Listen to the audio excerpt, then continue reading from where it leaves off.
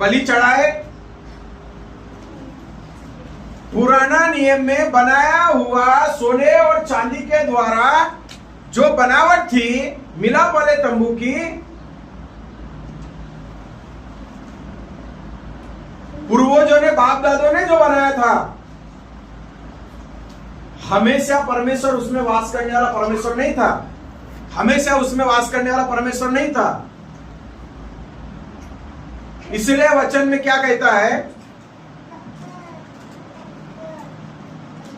हाथ के बनाए हुए मंदिर में मैं नहीं रहता, ये परमेश्वर का वचन में कहता है। और तुम्हारा जो छुटकारा हुआ है वो सोना चांदी हीरा मोती और बहुमूल्य वस्तुओं के द्वारा तुम्हारा पाप का छुटकारा हुआ है करके ऐसा वचन में नहीं लिखा गया है।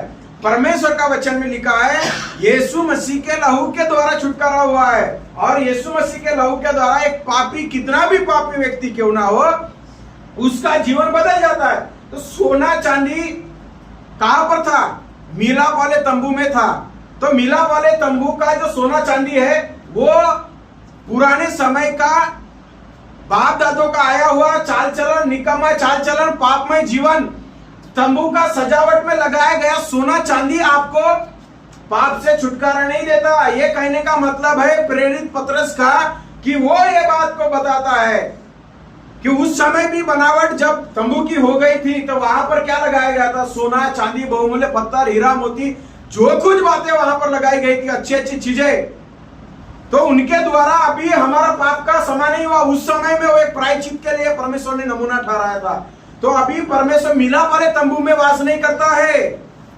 परमेश्वर ने ये चाहा कि वो, परमेश्वर ने ये बात को चाहा है मनुष्य के हृदय में वास करे। किधर में वास करे?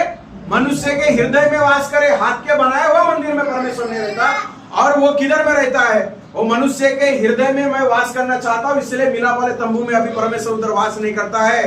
वो मनुष्य के दिल में वास करता है, उसके मन में वास करता है, उसके अंदर में परमेश्वर रहता है। और इस बात को याद रखना, सोना चांदी से आपका छुटकारा नहीं हुआ।